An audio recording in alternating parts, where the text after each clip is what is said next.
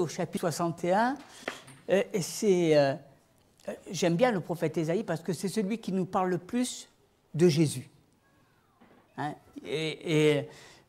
Nous qui le connaissons, eh bien, c'est extraordinaire de voir l'image de Jésus bien avant que Jésus soit sur cette terre. L'Esprit du Seigneur, l'Éternel, est sur moi, car l'Éternel m'a oint pour porter de bonnes nouvelles aux malheureux. Il m'a envoyé pour guérir ceux qui ont le cœur brisé, pour proclamer aux captifs la liberté et aux prisonniers la délivrance, pour publier une année de grâce de l'Éternel et un jour de vengeance de notre Dieu, pour consoler tous les affligés, pour accorder aux affligés de Sion et pour leur donner un diadème au lieu de la cendre, une huile de joie au lieu du deuil, un vêtement de louange au lieu d'un esprit abattu, afin qu'on les appelle des térébintes de la justice, une plantation de l'Éternel pour servir à sa gloire.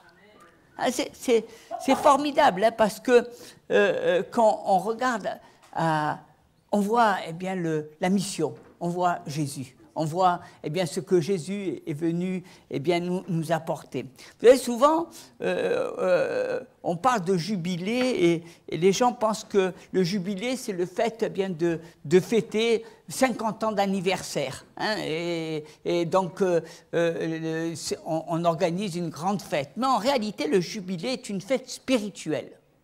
Hein. Et dans le livre des Lévitiques, on nous parle du jubilé. Hein. C'est une fête qui intervient après 7 fois 7 fêtes du Shabbat, ce qui signifie 49 ans, le 10e jour du 7e mois. On sonnait dans cette fête hein, du jubilé, la fête eh bien, où, où l'image de Jésus eh bien, s'est manifestée, eh bien, on sonnait la trompette pour que le juif devenu esclave retrouve sa liberté. Et il pouvait à ce moment-là eh bien, sortir de l'esclavage, de la servitude, et aussi de récupérer eh bien, tous ses biens. Donc, vous imaginez, c'était quelque chose d'extraordinaire. Hein. Et jubilé contient le mot hébreu, yobel, qui signifie trompette. Pourquoi jubilé veut dire trompette? Parce que c'est une fête qui commence par le son de la trompette. Vous savez que le son de la trompette, on utilisait une trompette qui venait et que vous avez en représentation, et c'est le chauffard. Il est là. Hein? Voilà. C'était la trompette de l'Éternel. C'est un chant, c'est un son de délivrance. C'est un son, eh bien, c'est à ce son-là, eh bien, que le peuple savait qu'il était sorti de l'esclavage. Vous verrez que c'est important le son de la trompette, parce que c'est comme ça que Jésus va revenir. Donc,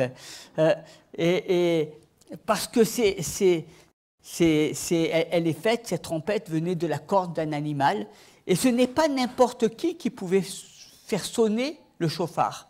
Il fallait être un homme en bonne santé, avoir un certain âge, d'être d'une certaine tribu, et ce n'est pas tout le monde qui y arrive. Et il fallait une formation pour pouvoir sonner eh bien, le son du chauffard. Et quand le chauffard sonnait, après 49 ans et 10 mois, et qu'un juif l'entendait, ils arrêtaient tout de suite ce qu'ils étaient en train de faire, et ils savaient que c'était l'heure eh bien, de la liberté qui avait sonné. Vous imaginez un petit peu, ils étaient libres. Ils étaient libres. Et 49 ans eh bien, d'esclavage. Et d'un seul coup, au son de la trompette, eh bien, ils pouvaient se retrouver libres et ils pouvaient retrouver tous les biens, tous leurs biens. C'est merveilleux. Hein, et vous pouvez comprendre à quel point eh bien, les Juifs attendaient le jubilé. Certains devaient probablement compter les jours et les années parce que 49 ans et 10 mois, c'est long. Mais dans cette notion de la trompette du jubilé, il y a la restitution des biens, il y a la délivrance de l'esclavage. La terre était laissée en repos et il y avait une remise et reprise de tout ce que le monde eh bien, espérait. Et quand Jésus est venu, il a trouvé cette prophétie que l'on voit dans Ésaïe 61. Ésaïe a donné beaucoup de prophéties sur le ministère de Jésus. Et Ésaïe nous dit, l'Esprit du Seigneur est sur moi. Mais en réalité, c'est une prophétie pour Jésus. Jésus était dans l'anonymat pendant des années, jusqu'à son apparition avec Jean le Baptiste. Et il dit, voici l'agneau de Dieu qui a ôté le péché du monde. Quand Jésus a été baptisé, une colombe est descendue du ciel et l'Esprit Saint est descendu et une voix s'est fait entendre, voici mon Fils bien-aimé, en qui j'ai mis toute mon affection. Et malgré que Jésus était le Fils de Dieu, il avait besoin du Saint-Esprit pour le guider et pour le revêtir de sa puissance. C'est à ce moment-là qu'il a été dans le désert et qu'il a vaincu le diable. Alléluia. Il a vaincu le diable. Il a vaincu celui qui veut tenir captif. Hein? Et celui eh bien, qui nous amène dans l'esclavage, qui veut nous maintenir dans l'esclavage. Jésus est allé au temple et tout le monde pensait que Jésus était un homme ordinaire. Il n'avait rien de semblable. Il était comme les autres. Et il ne savait pas d'où il venait. Et il vient, il ouvre la Torah, la Bible, et à ce moment-là, eh bien, il lit ce passage. Mais la grande question, c'est comment eh bien, tu interprètes ce que tu lis. Hein? Lui a compris plus que les autres, car les autres sont lecteurs. Et lui, il est le propriétaire du livre. La parole a été écrite pour Jésus. Il est le propriétaire. Jésus a compris que ce qui est écrit dans Ésaïe, eh bien, ça parlait de lui. À ce moment-là, quand il a proclamé ces paroles et qu'il a vaincu le diable dans le désert, eh bien, il savait que ces paroles étaient, qu'il accomplissait ces paroles. Vous savez, une virgule peut changer le sens d'une phrase. Jésus est venu pour sonner le jubilé spirituel. Il est venu pour sonner la trompette spirituelle. Tout ce qui est dit dans l'Ancien Testament est l'ombre de ce qu'il y a dans le Nouveau. Tout ce qui est dit ne cesse que de louer le nom de Jésus. Le nom de Jésus. L'accomplissement, l'intimité avec le Seigneur, elle est basée sur la personne de Jésus. Nous avons accès, bien plus que Moïse, à l'intimité de Dieu au travers de son Fils. Et effectivement, eh bien, il y a cette trompette spirituelle qui a sonné et qui est une trompette spirituelle parce qu'elle nous donne accès au Père et que l'Esprit du Seigneur est sur toi et sur moi. Alléluia. Hein? Et le jubilé préfigure l'ombre de la grâce qui commence à la croix et se termine à l'enlèvement de l'Église. C'est le plan. C'est ce que, mes bien-aimés, eh bien, nous allons vivre. Quand Jésus a dit « tout est accompli », eh bien, c'était une parole de perfection. Tout était accompli. Et le premier jubilé était imparfait, mais le deuxième que Jésus a amené, eh bien, est parfait. Ce qui avait été écrit dans le livre des Lévitiques, la délivrance, elle est restée imparfaite, alors que Jésus est venu sonner la délivrance spirituelle. Le ciel nous est ouvert. Hein?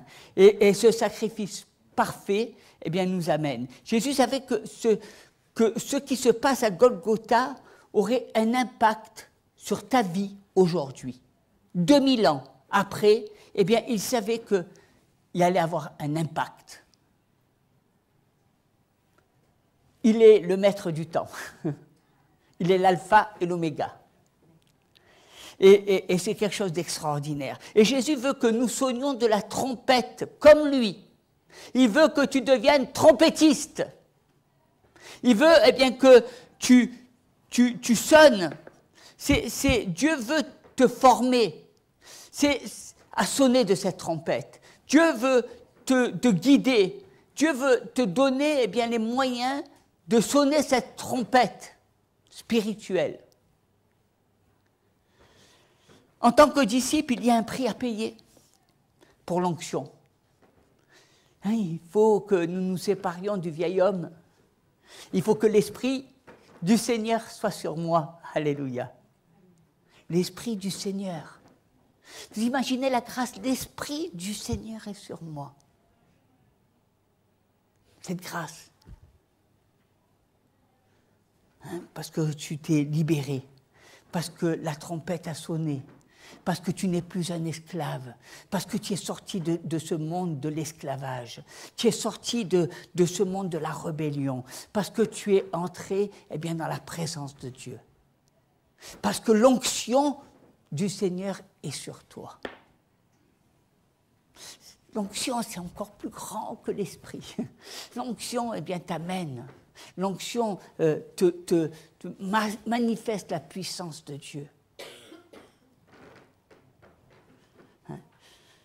Si tu témoignes d'un Dieu puissant, sans puissance, c'est une insulte.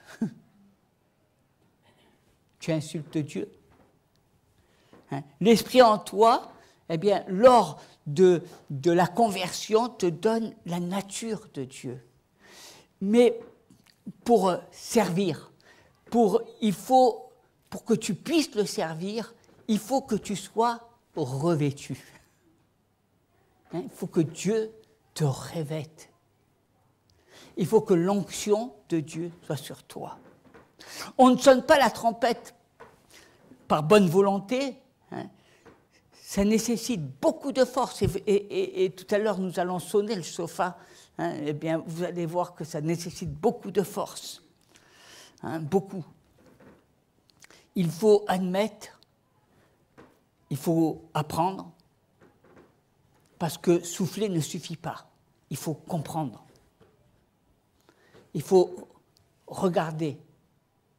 Vous savez, la délivrance. Moïse était quelqu'un de formidable parce qu'il avait vu la délivrance, il avait vu le bras fort. Mais pendant ce temps, lorsqu'il est monté dans le mont Sinaï, le peuple était en train de fabriquer eh bien, un veau d'or. Et la colère de Dieu s'est enflammée. Moïse, lui-même, lorsqu'il est descendu du mont Sinaï, la colère l'a saisi et il a jeté ses tables.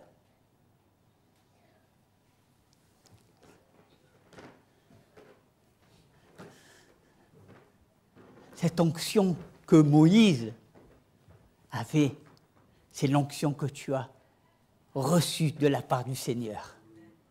Cette onction qui fait que tu n'es plus un homme ou une femme qui a le cou raide, têtu, dans tes pensées. Mais c'est cette onction de Dieu, cette onction spirituelle, cette trompette spirituelle qui est rentré dans ta vie, eh bien, qui fait que tu peux rentrer dans la tente d'assignation avec le Seigneur. Rentrer dans la présence de Dieu. Hein?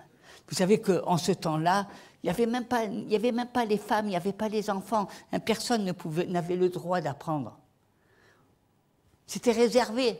Aujourd'hui, je bénis le Seigneur parce que je vais vous dire, Dieu est extraordinaire parce que dans la chambre haute, il y avait des hommes et il y avait des femmes. Hein? Les femmes étaient hors de ce lieu. Elles ne pouvaient pas avoir accès à toutes les richesses, à toute la profondeur de Dieu. Mais dans la chambre haute, eh bien, Jésus a rassemblé les hommes et les femmes afin qu'ils recherchent d'un même cœur, d'une même âme, le même esprit.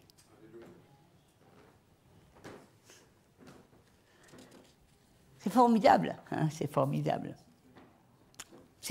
Le problème est que les chrétiens ont la promesse de Dieu, mais ils ne prient pas. Ils n'ont pas la foi. Sans la foi, il est impossible de plaire à Dieu. Mais si Jésus, eh bien, te promet, tu dois prier. C'est important la prière. Vous savez, Jésus lui-même, dans le jardin de Gethsémane, eh bien, il s'est retrouvé, il a prié une 3e fois. On prie, et puis après on pense à autre chose, et puis on fait autre chose. Aujourd'hui, vous avez remarqué que vous allez prier pour un sujet.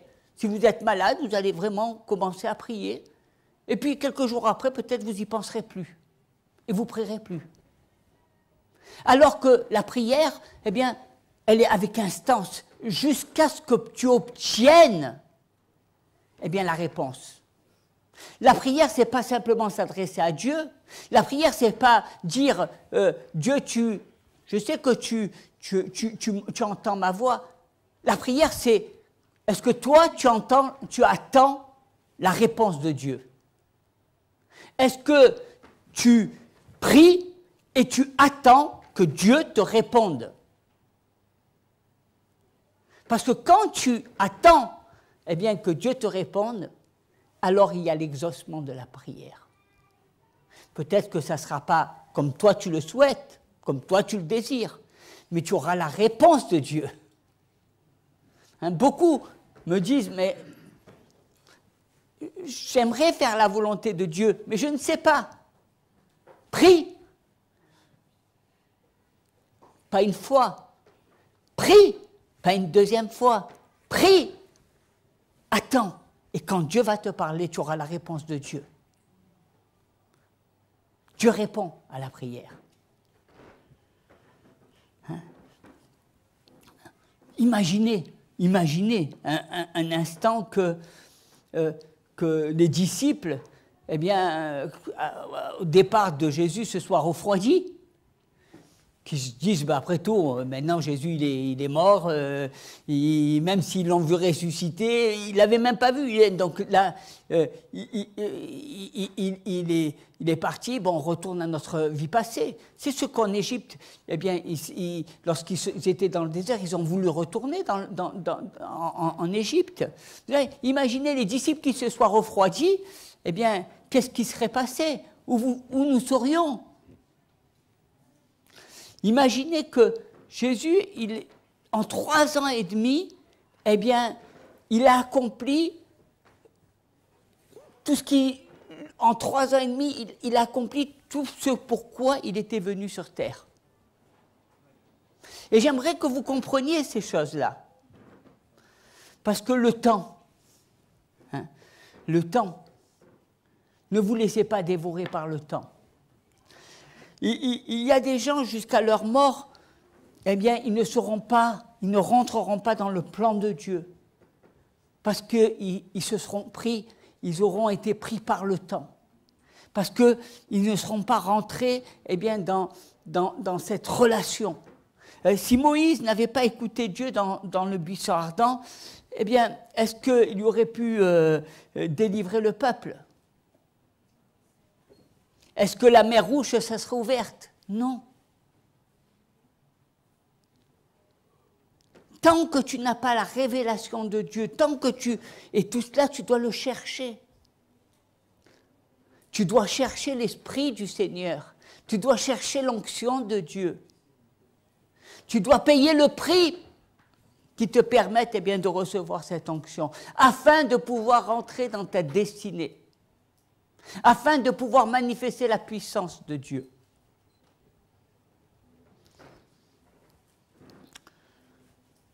Il y a le prix à payer, le buisson ardent. Le buisson ardent, formidable, hein, quand on regarde à Moïse, c'est extraordinaire. Hein, on aimerait tous se retrouver là. Et puis on pense que si on se retrouverait là, eh bien peut-être qu'on serait rempli. Et puis ensuite on descendrait comme Moïse de la montagne. Et puis non, c'était pas si facile que ça. Le buisson ardent, eh bien ça a amené beaucoup de gens à faire comme Jonas, à vouloir refuser la pensée de Dieu et à être contraints à le faire. Bien souvent, eh bien, lorsque Dieu nous parle, on combat l'Esprit du Seigneur, parce qu'on se retrouve eh bien, face à nous-mêmes et on est conscient eh bien, des dangers. Tu sais, c'est vrai que les gens veulent toujours faire comme les autres. Dieu veut que tu ne fasses jamais comme les autres. Dieu n'est pas celui de la masse, il est celui de l'exception. Parce que pour lui, tu es une exception. Même dans les voies, eh bien, nous pouvons marcher sur une voie royale, mais le chemin est étroit et rocailleux. Et c'est celui-là qui t'amènera eh bien, à cette perfection. Est-ce que tu as prié pour que les fenêtres eh bien, du ciel s'ouvrent? Est-ce que tu as prié pour que Dieu te donne des réponses claires? Vous savez, la Bible dit que dans la chambre haute, il y avait des enfants et des femmes, et c'est ce que l'ancien jubilé eh bien, ne permettait pas, parce que c'était interdit. Hein. Mais je crois que Dieu peut utiliser, et il utilise pleinement les femmes. La Bible précise bien que dans les 120, il y avait des femmes, et c'est important de le voir. Hein.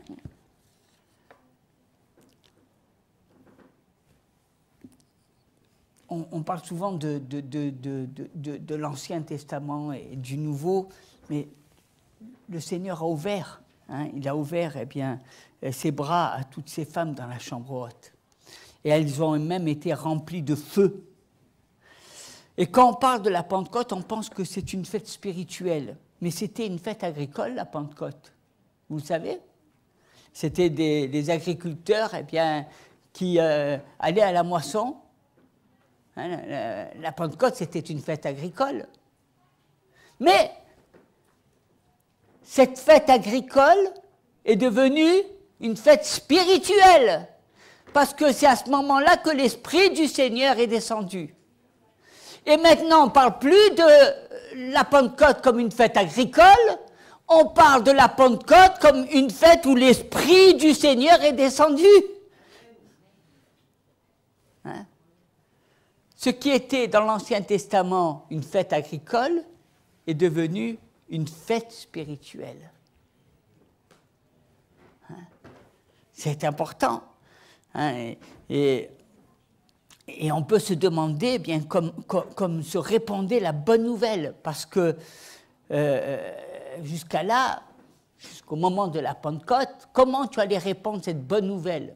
Comment elle allait se développer? Comment elle allait toucher les nations? Hein?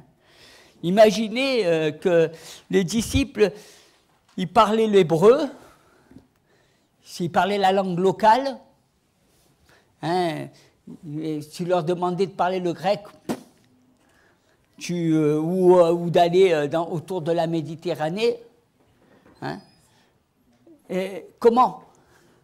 Et quand Salomon a prié eh bien, des idoles, Dieu lui a dit qu'il frapperait par lui-même et qu'il mettrait, eh bien, quand il est mort, Dieu a divisé le royaume en deux. C'est important, vous savez que après Salomon, eh bien, il y a eu la déportation des Juifs. il y a eu Babylone, etc. Les Juifs, ils ont été dans le monde. C'est quelque chose de formidable que vous voyez. Hein, par exemple, en Galilée, on fabriquait l'huile qui devait servir simplement, exclusivement au temple. Donc, c'était une huile qui était réservée pour qu'on fasse les services du temple de Salomon. Quand le temple a été détruit, cette huile a été envoyée dans des comptoirs et des Juifs nomades sont partis et ils ont fait du commerce avec cette huile. Je vais vous expliquer. Comment toucher le monde? La bonne nouvelle, elle s'est passée justement par la déportation. C'est parce que justement il y avait des Juifs dans le monde, que la bonne nouvelle de Jésus-Christ a pu se produire. On parle toujours de Paul, mais vous savez que Paul allait dans des relais, et la plupart des personnes qu'il voyait, c'était des gens qui étaient soit des Juifs, soit des personnes qui œuvraient avec des Juifs et qui ont ouvert les portes. Et c'est parce que dans le monde, il y a eu des bastions qui ont été ouvertes partout, que la bonne nouvelle s'est répandue. La bonne nouvelle de l'Évangile. C'est simplement un petit peu d'histoire. De regarder les faits historiques, pour ceux qui aiment bien l'histoire. Hein, c'est comme ça que la bonne nouvelle de l'Évangile s'est répandue. Par une catastrophe. Ce qui devait être une catastrophe, puisque les peuples juifs ont été dispersés, ça ne les a pas empêchés de manifester leur foi et d'être fidèles à leur alliance. Ça a été une bénédiction pour propager l'Évangile. Et c'est important. C'est pour ça qu'il y a cette parole où Israël est une bénédiction pour les nations. C'est pour ça que nous devons bénir. C'est important de le regarder. La déportation est devenue une bénédiction. Et Pierre avait dit, écoutez-moi,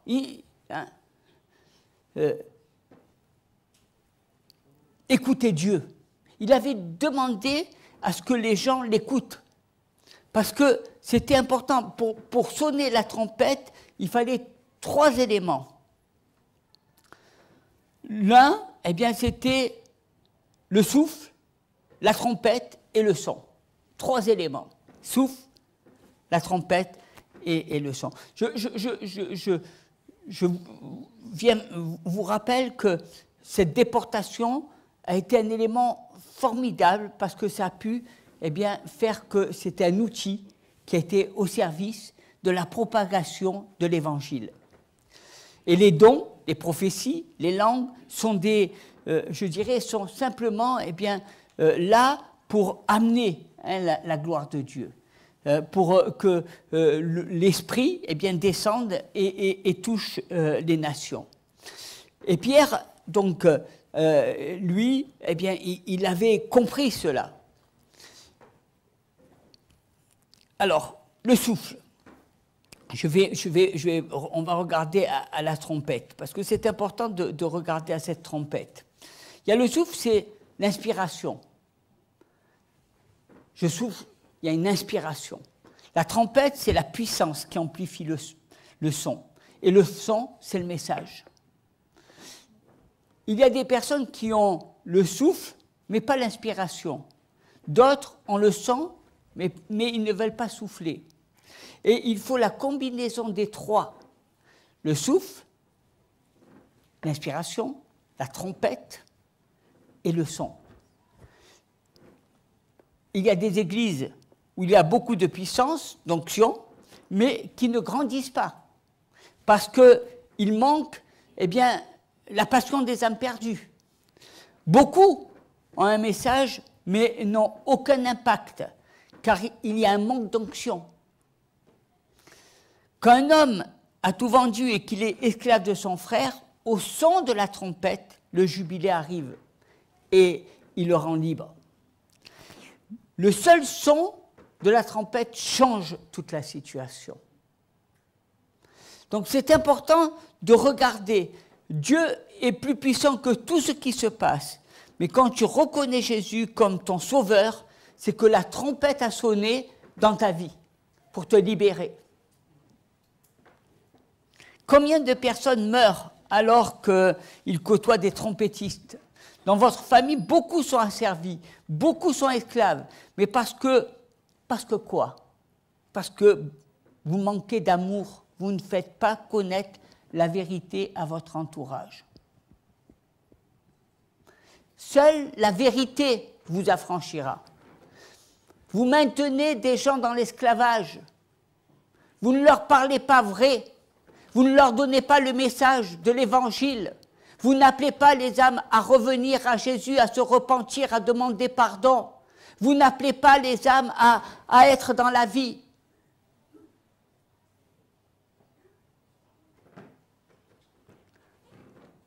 N'oubliez pas que la trompette spirituelle vous ouvre le ciel. Avoir des gens qu'on veut maintenir dans la mort et dire que je les aime, drôle de définition de l'amour.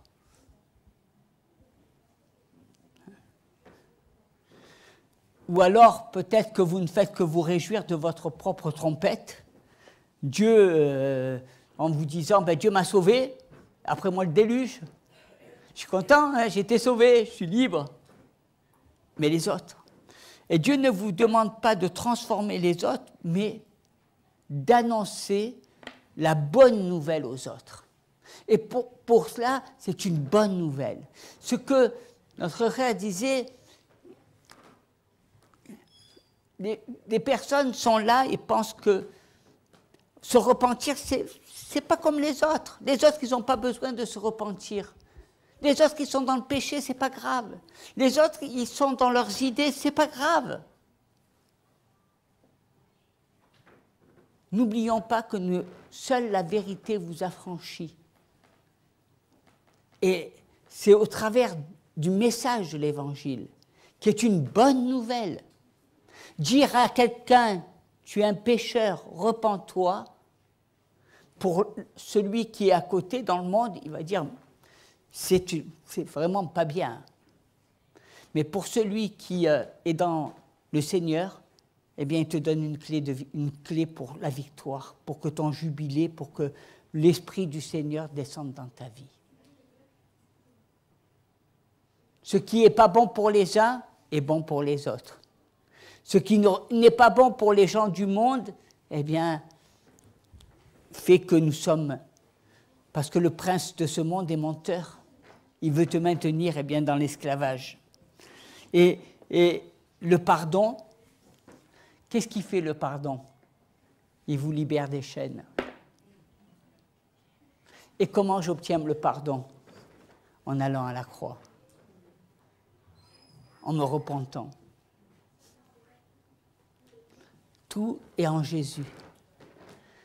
La délivrance, elle a été acquise en Jésus-Christ.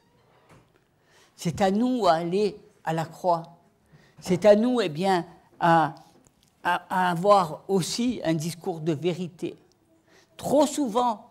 J'ai trop souvent entendu de chrétiens qui disent « on n'accroche pas les mouches avec du vinaigre ». Trop souvent, j'ai entendu des chrétiens qui font plus du christianisme, qui ne parlent plus de l'évangile, mais qui donnent un évangile tellement édulcoré, tellement faux, que, eh bien, les personnes sont toujours dans les ténèbres.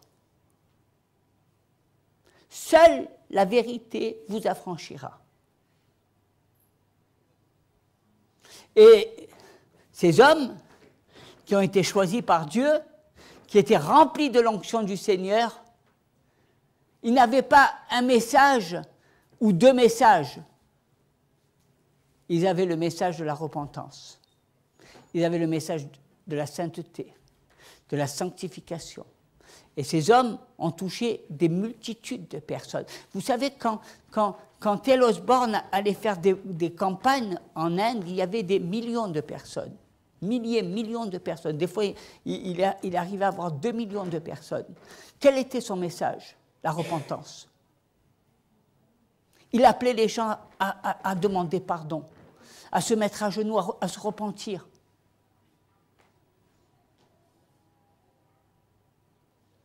Parce que les clés, elles sont dans le Seigneur. Parce que c'est ça la trompette. Cette trompette, eh bien, que nous avons reçue, cette trompette spirituelle, eh bien, elle passe par un message de vérité. Elle passe par un message de sainteté. Elle passe, eh bien, par non pas un égarement. Vous savez, c'est souvent quand on voit quelqu'un qui a besoin de... Vous savez, des fois, on a une personne qui dit « je ne suis pas bien », etc.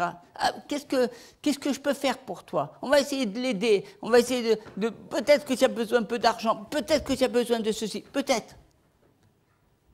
Mais qu'est-ce que Pierre et Jean, ils ont dit? Ils ont dit, on n'a ni or ni argent, mais ce que nous avons, nous te donnons au nom de Jésus. Je n'ai pas besoin d'or, je n'ai pas besoin d'argent. L'or que j'ai, l'argent que j'ai, c'est le Seigneur Jésus. Jésus est plus précieux que l'or et l'argent. Et c'est lui qui te donne de te lever, de marcher. C'est lui qui te donne, eh bien, de sortir. C'est ça, cette trompette, eh bien, qui se manifeste dans ta vie. Elle passe par un message authentique. Elle passe par la vérité. Et c'est vrai que bien souvent, quand quelqu'un ne va pas, on a tendance à essayer de porter les problèmes. Mais tu n'es pas Jésus. On essaie d'étouffer les choses, de ne pas les voir en face, alors que Dieu nous demande d'être ses témoins. Un témoin qui ne rapporte que ce qu'il entend de la parole de Dieu et de l'Esprit du Seigneur. Notre message et nos victoires ne pourront voir leur réalité que par la vérité. C'est le message même de Jésus. Imaginez un instant que Jésus soit descendu sur terre et qu'il ne vous dise pas ce qu'il a vu du Père. Vous ne pouvez pas le concevoir. Hein? Jésus est venu rendre témoignage à la vérité. Et c'est pour ça que nous devons, eh bien, je dirais, appeler que Dieu, eh bien, nous donne de parler, d'être à l'écoute, de sonner de la trompette face à toutes ces personnes, eh bien, qui sont dans les désarrois, face à toutes ces personnes, eh bien, qui cherchent. Aujourd'hui, beaucoup pensent qu'avec des actions sociales, en faisant, eh bien, de l'humanitaire, on va amener des âmes à Jésus.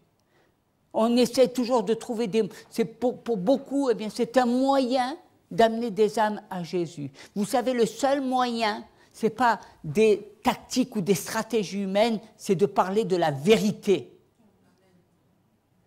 C'est le message de l'Évangile, la bonne nouvelle. Celui qui libère les captifs, celui qui délivre l'opprimé, celui, eh bien, qui redresse la flamme blessée. C'est ça, le message de l'Évangile.